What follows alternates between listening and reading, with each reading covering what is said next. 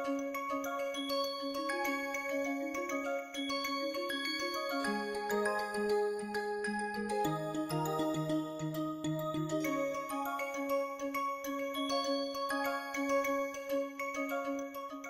right, so we started with the Slater determinant as a basis for the n electron systems, because Slater determinants by definitions are antisymmetric. Okay, so we said that in the last class that Slater determinant is antisymmetric by definition. So they are valid.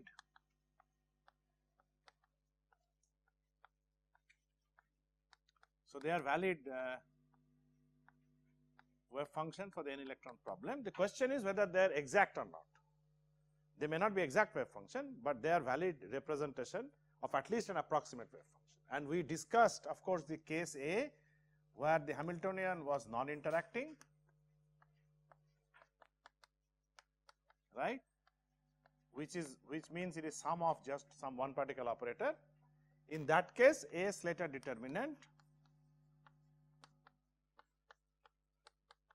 is an exact wave function, and this is something that we discussed in the last class, that the product, if it is a non-interacting, product of one electron operators is a valid eigenfunction. However, the product is not an acceptable eigenfunction, so we made it determinant. Please remember that determinant is antisymmetric. With antisymmetry is the most important rule. The first rule is antisymmetry. So antisymmetry has to be followed, then all other things can come. So if H is non-interacting, of course Slater determinant is exact function. What we will discuss today is what happens when H is interacting, and that is the case for our atoms and molecules, and we have discussed it. Why? Because that Coulomb operator, which is sum over 1 by Rij, that cannot be written as a sum of one electron operators, right. So we discussed that mathematically it is not possible to write. So that is the reason. So essentially interacting Hamiltonians are of the form which are, right, of this form. So you have a sum of one electron operators and sum of two electron operators for the Coulomb problem, for the atomic and molecular problem that we are discussing. Okay. This Hamiltonian contains, of course, kinetic energy of the electrons and all other external potentials, which means electron nuclear attraction energy in particular for atoms, and for molecules also electron with various nuclei, not one nuclei for molecule. So that there, of course, you invoke what is called the Born-Oppenheimer approximation. We will come back to that, but let us assume we have already done, those who have already done Born-Oppenheimer will know. So for molecule, of course, we always discuss this under the Born-Oppenheimer approximation, and we have the form of this Hamiltonian. So then the question is, what do you do? So A Slater determinant is of course not an exact wave function there, because I cannot write this as a product because of this term. So we have to find a way to write this. So this is where I will again go back to a simple 2 electron wave function and show what I now call the form of the exact wave function. And we will actually tell that an exact wave function form is certainly possible. However, it is in principle or in practice never implemented, and that is the reason we say that approximate methods have to be developed. But there is a form of an exact wave function for interacting problem. So we are talking of this case B, we are talking of the case B where Hamiltonian is interacting, and we would like to show what would be the form of the exact wave function in that case. Okay, so that is what we will try to do now.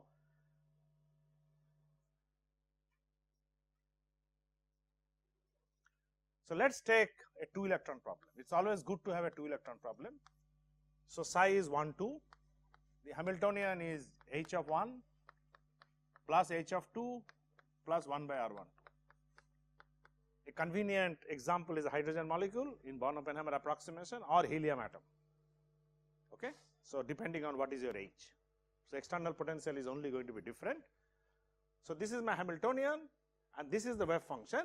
The wave function has of course coordinates which are I have repeated again, not just space coordinates but space and spin coordinates. So I repeat that we have defined what is called the space and spin coordinate, x1 which is equal to r1 and the spin coordinate, x2 which is r2 and spin coordinate.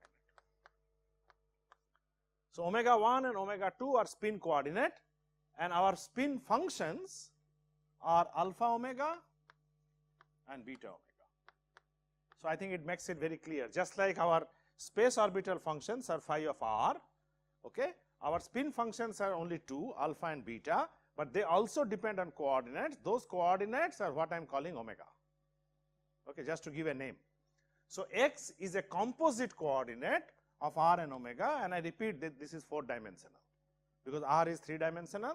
So, if you want to be more correct, then you should write this as r vector, and the x1 and x2, each of them is 4-dimensional. So, whenever I am writing 1 and 2, please remember they are actually x1 and x2. So, this is actually an 8-dimensional function, okay, 4 for 1, 4 for 2. So, because the waveform antisymmetry must always include the spin. So, now we define what would be my psi of 1, 2 in principle. Without even solving this Schrodinger equation, without even trying to solve the Schrodinger equation, we first note that any function, for example, if it is a function of phi of x, can always be written as a linear combination of a complete set of functions. This is a complete set f of I. I can always write any one electron function as a linear combination of a complete set of one electron function. I hope this is the mathematics that everybody knows. For example, if you have sin x, cos x, exponential x, everything can be written in powers of x.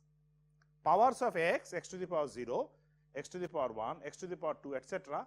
form a linearly independent complete basis. So, you can always write in terms of such a function. So, if you know this, then let us try to analyze this function first as a 1 electron function. How can I do that? It is a 2 electron function. It will be a 1 electron function provided one of the coordinate is constant.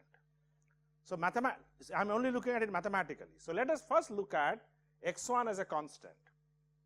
For a given value of x1, the psi now depends only on x2. Am I right? Then of course, I will change x1. So, it is like writing an f of xy in curves that as a function of y for different values of x. I mean, you have done that in chemistry or mathematics many times. So, I will try to do that. So, I actually say that for a given value of x1, it is only a function of 2. And let us assume that I have a basis of 2, which is the basis of chi of x, which is a basis of spin orbitals. Of course, it must be a basis of spin orbitals. So, this is my basis. So, do not forget this, and this is the basis that we had introduced. What is this basis? This requires an orbital times alpha and beta omega. So, again I repeat, the chi of x would be some phi k of r times alpha omega or beta omega.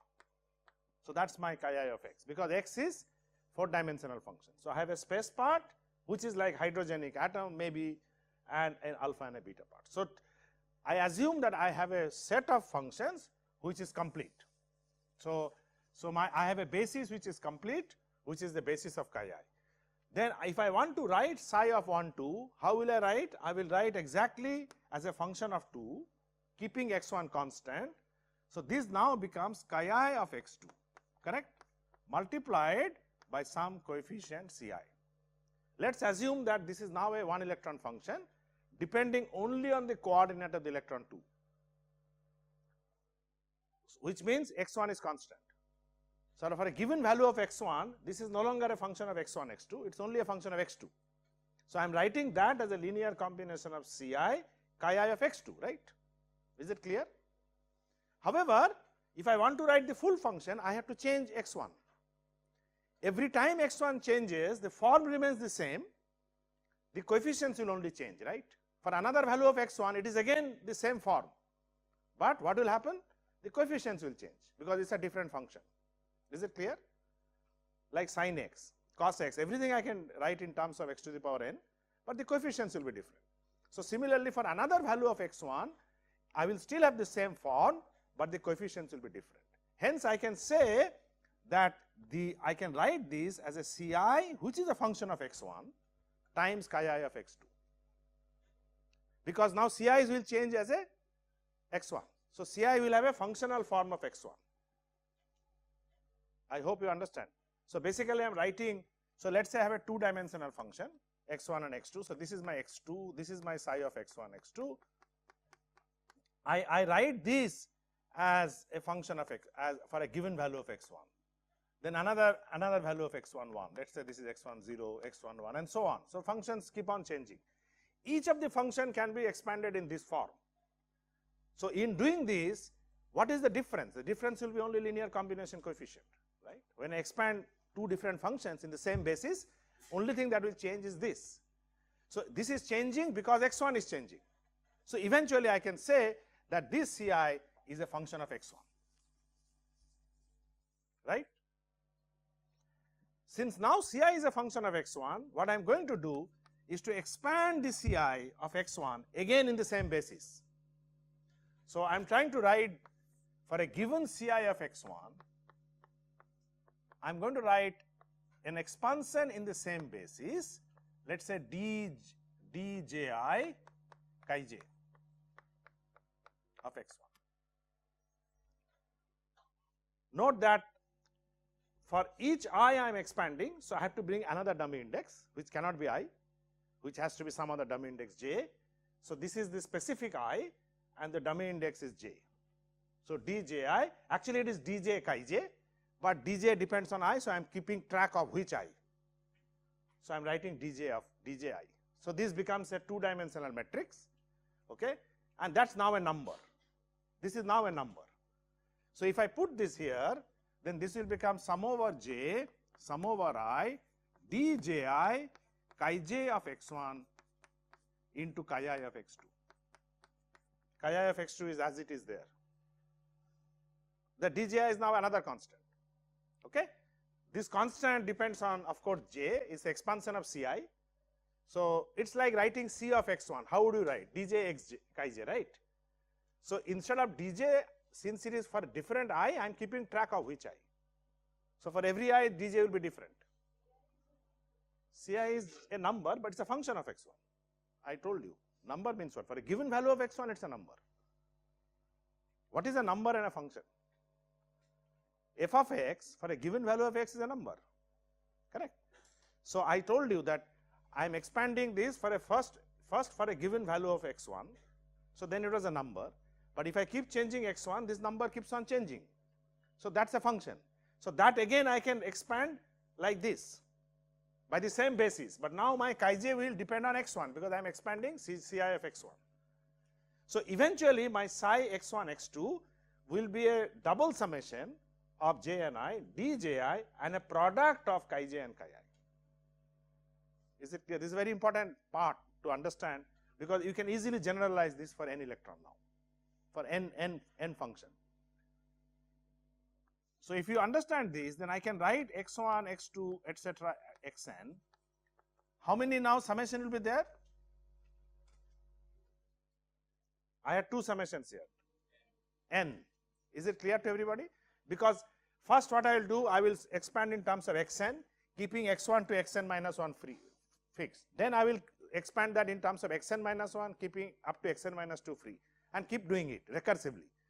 So, if you see, for every expansion I will have one dummy index.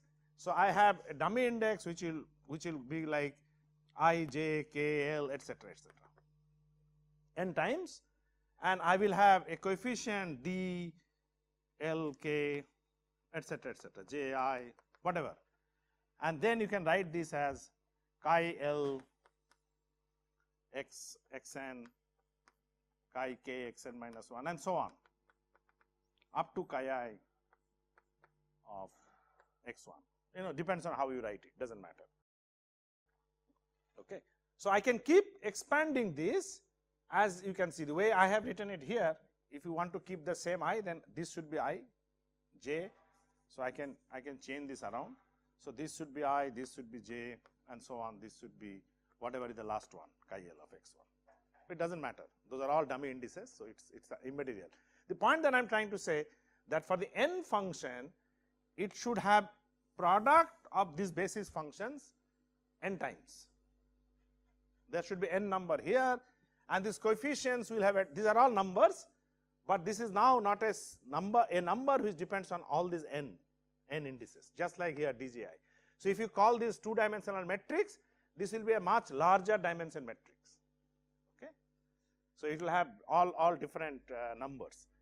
So eventually, what is important is that this is a product of n basis, and if you remember, one of this product was what I called an exact wave function for a non-interacting Hamiltonian.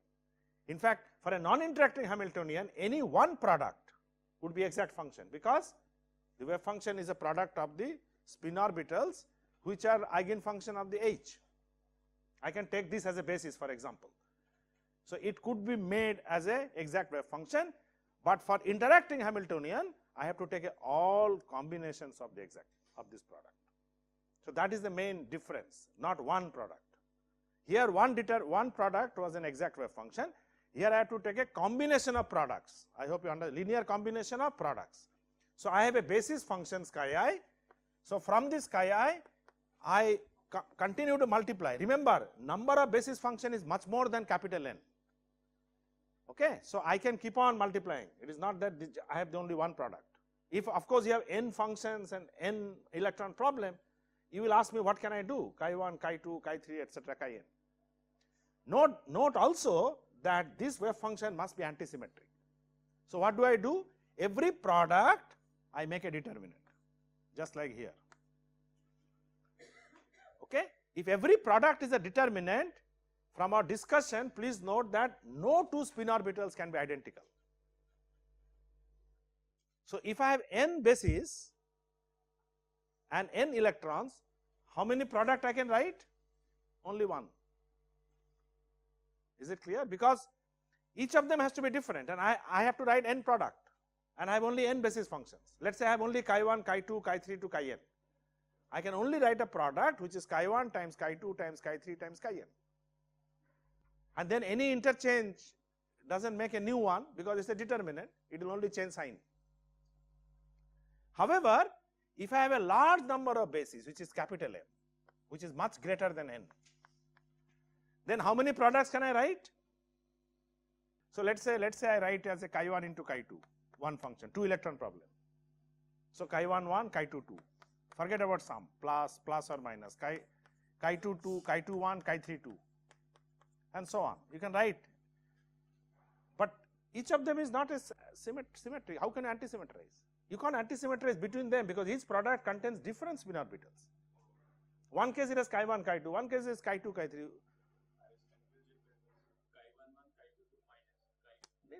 Then it is not a separate determinant function. Na? Then it is the same function you are talking about.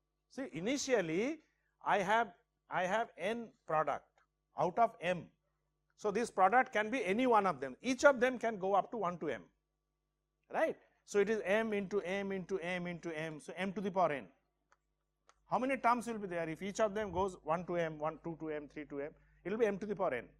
But that many number is not allowed, because that violates symmetry.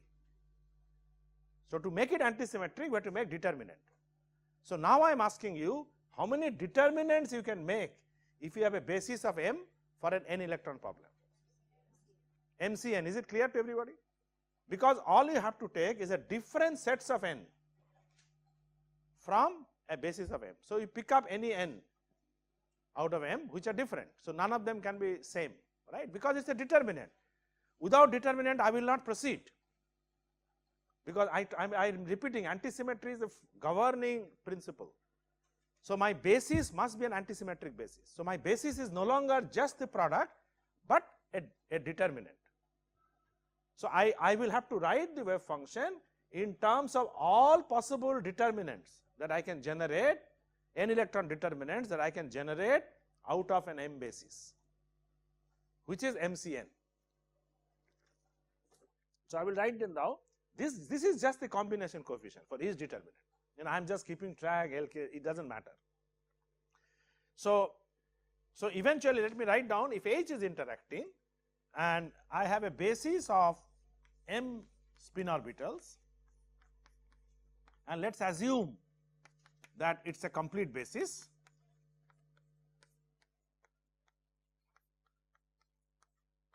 Okay, this is a complete basis. Then exact wave function for interacting Hamiltonian can also be written. I was always telling that it is not possible to write. It can be mathematically written as a linear combination of all determinants of n electron, of all n electron determinants that can be formed from the m basis.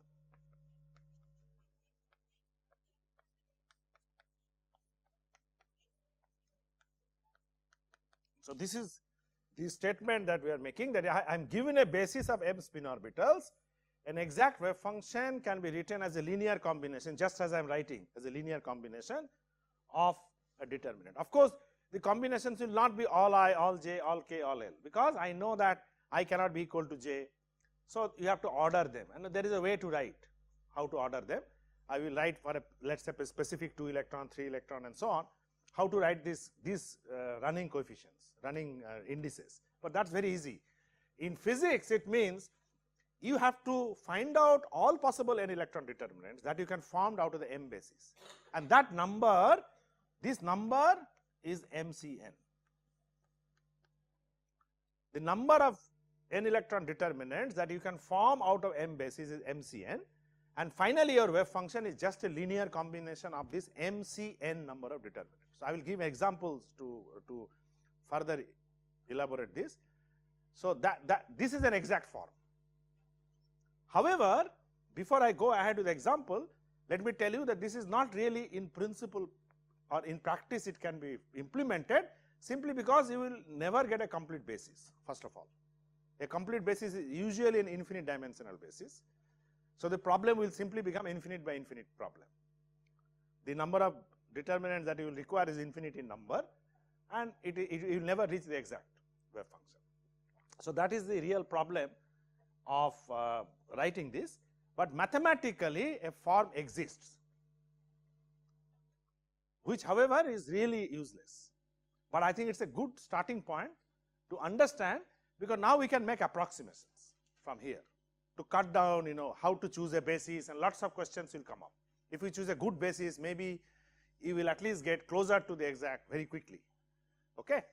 So, let me just, to elaborate this, let me take example of another, again a 2 electron problem, and write a determinant. So, let us say that I have 3 spin orbitals. So, I am making it as simple as possible. I have 3 spin orbitals, okay, which is my basis, chi1, chi2, chi3. Obviously, it is not a complete basis, but let us assume that how can I write the determinant, chi1, chi2, chi3. So, to show the problem that you are generating. So, what will be psi1, psi1, 2? Now, psi1, 2 will be determinant of chi1, chi2. I hope once I write this, everybody can write this letter determinant. I have already shown this in last class, row and column. So, it is a full form with a normalization constant, but that is not really important. So, let us call it some d of 1, 2. Okay. D of 1, 2 is just tracking the spin orbitals. It is not important. I can call it something else, d1 also. Then I have another one which is d13, chi1, chi3, right? And one more will be there. What is it? d23, chi2, chi3. Is it clear that this is all that I will have? If I have a 3 basis, it is like taking 2 out of 3. Any 2 out of 3 from my basis of chi1, chi2, chi3. If I have chi1, chi2, I cannot have chi2, chi1 because it is negative of itself. I cannot have chi1, chi3, chi3, chi1, I can have chi3, chi2. Of course, each one is not there. So, instead of 9, if you had all summation 1, 2, 3, instead of 3 square 9, I have only 3. So, that is your MCN, 3C2. If you have 4 orbital, you will have 6. So, it is very easy to do this calculation, and these are the coefficients which I am just keeping track in some way. So, in general, if you look at these coefficients, how have I written? I have written orbitals which are ordered. Chi first one is less than the second one or greater than, one of the order you follow. So, I can write this as I less than j, same thing I can write the dij chi I chi j. So, that is a very convenient way of writing.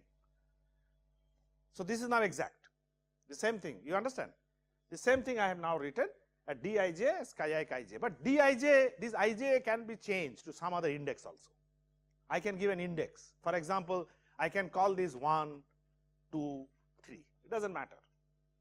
Right now I am just keeping track of the orbitals, but later on I need not, because all it just 1 minute, all it means these are numbers, and eventually these numbers have to be found out. So, whether you call it D12 or I call it D1, it does not matter. Okay, yeah. All of it, everything is slated determinant. Slated determinant is the only basis. Yeah. The point that I was trying to tell you, if you have a non-interacting Hamiltonian, then each of them is an exact wave function. One of them will be ground state, one will be an excited state, but each of them is an exact wave function, because it is a product. Chi 1, chi 2, chi 3, if I choose chi 1, chi 2, chi 3 as an eigenfunction of the H, and if my Hamiltonian is only H of I and this was not there, then each of these would be a exact function. So, I can trivially do an exact function by single determinant by ensuring, however, that the basis is an eigenfunction of this one electron operator. That is important. If the basis is something else, then you will still not get, then you still have to expand. Okay, yes. Because each of them is antisymmetric. Why? This becomes minus. Yes. It's not required. It is not required. No, 1 and 2 means you are, so now what you are doing, that you make this chi 2, chi 3. This you make chi 1, chi 3. What, I didn't understand.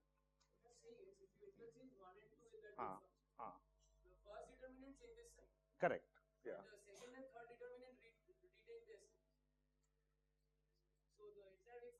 No. They have an antisymmetry in the wave function in this D. So, the coefficients will make sure when you do a full mapping. See, eventually I have to write this into the Hamiltonian, right?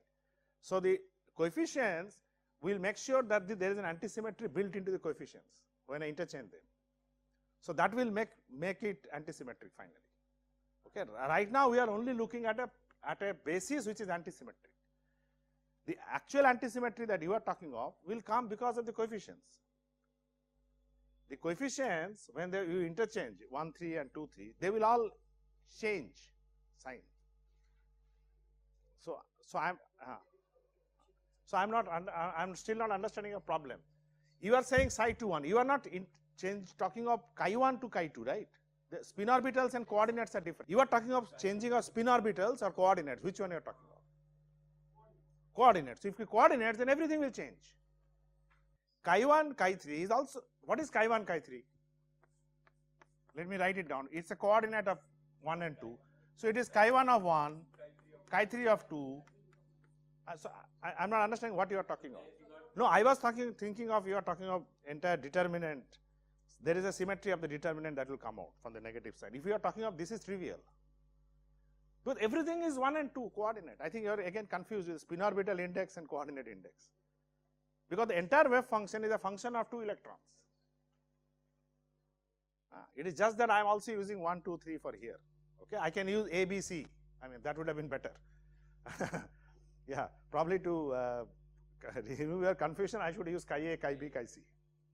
Okay, the interchange is on the coordinates, but there is another antisymmetry that comes later, that we will talk later when you do CI.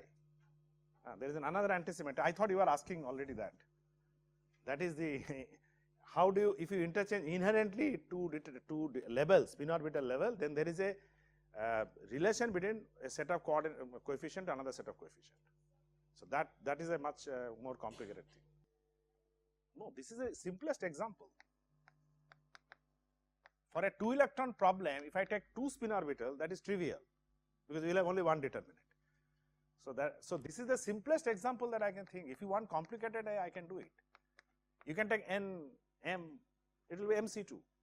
I mean, after that it is just trivial. If you understand this, it is trivial, right? In general, you can have 1000.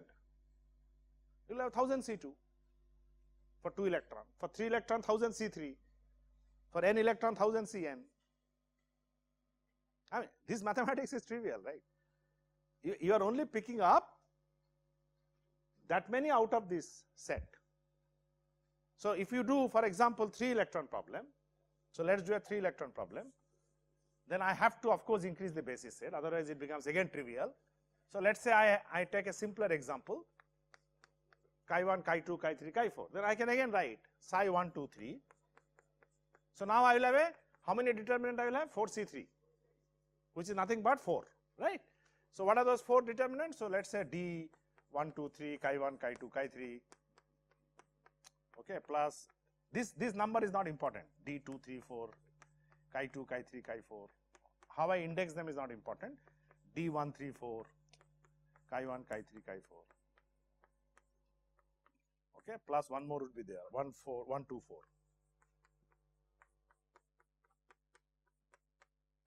Over. And it's a trivial exercise. Anybody will have, I mean, any mathematics people will do, can keep doing it. I'm just showing it. It's not really necessary to show. Once I made the point that it's a combination of all n electron determinant, it means all MCN. You write these coefficients in some way. So I will again write exactly in the form that I wrote: I less than j less than k, d I j k, and chi I chi j chi k. Okay. So all I j k I am summing, but I must be less than j, must be less than k. So I am ordering them. This ordering ensures that I get only MC3. In fact, if you look at this ordering ensures actually, okay, that I only get those numbers that I want, because I am never allowing any one of them to be to change, interchange. So I am always fixing the first index to be less than second index to be less than third index. You can do the reverse. The first can be greater than the second, second can be greater than the third. Okay. So this is just a way of writing, and you can keep writing down 3 electron, 4 electron. So your determinant will be an n electron determinant. That's all. So that many spin orbitals will be there. Okay. So there is something else that will come up in the D. That's what I thought he is asking. But anyway, that's a later part. We'll see later. That is trivial, because the coordinates are always 1, 2, 3, each one. Okay. So each determinant is antisymmetric. That is the reason we call it a basis. So these are antisymmetric bases. Okay. All right. So